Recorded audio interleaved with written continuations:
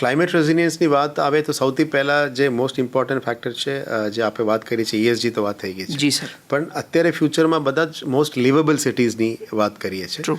એટલે લીવ વેલ અને અર્ન વેલ, અને on the wise versa earn વેલ અને લીવ Live વેલ, well. આ કન્સેપ્ટ ઉપર આપણે વધારે ફોકસ કરવાનું છે. જી.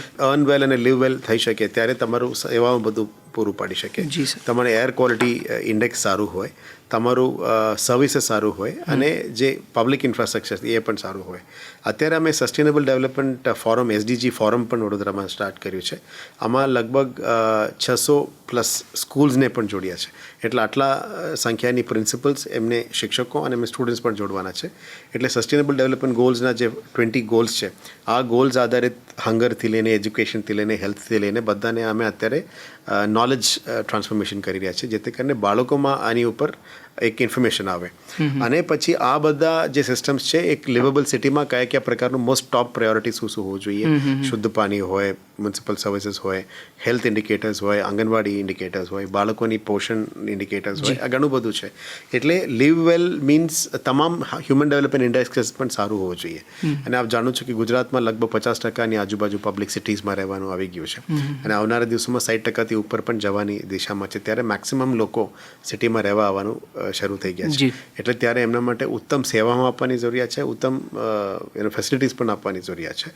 સો that is where we are looking at a climate resilient city. જ્યારે કોઈ વ્યક્તિ આવે એને પૂર ના આવવું જોઈએ, ડ્રેનેજ સિસ્ટમ સારું હોવું જોઈએ, પીવાનું પાણી સારું હોવું જોઈએ. That is all climate resilience. And second thing is air quality. અત્યારે જે મોસ્ટ ઇમ્પોર્ટન્ટ આપણા માટે છે, એટલે ડસ્ટ પોલ્યુશનને ઓછું કરવા માટે ઘણું બધું કડક પગલાઓ અમે લઈ રહ્યા છે. એન્ક્રોચમેન્ટ ફ્રી સિટી પોલિસીમાં જઈ રહ્યા છે.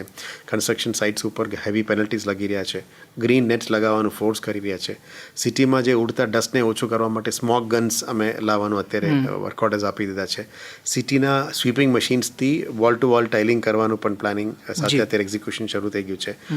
વોલ ટુ વોલ ટાઇલિંગ સાથે ડસ્ટ સ્વીપિંગ મશીન્સને પણ વધારે ડિપ્લોય કરી રહ્યા છે.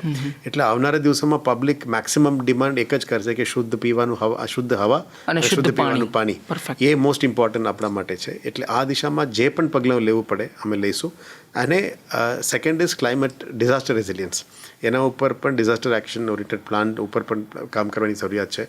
Fire and emergency services, health services, police સેવા, મહિલા પ્રોટેક્શન, વિમેન સેફટી, આ બધા એક અર્નિંગ વેલ અને લિવિંગ વેલ સિટીનું કન્ડિશન છે. એટલે એક ઇકોનોમિક રેઝિલિયન્સ અને સાથે સાથે ક્લાઇમેટ રેઝિલિયન્સને પણ જોવાનું જરૂરિયાત છે. કારણ કે આપ જાણો છો કે વધારે પોપ્યુલેશન વધે, વધારે ઇકોનોમિક એક્ટિવિટી વધે, તો ક્રાઇમ પણ વન ઓફ ધોઝ ઇશ્યુઝ થતું હોય છે. એટલે we need to work on a overall package.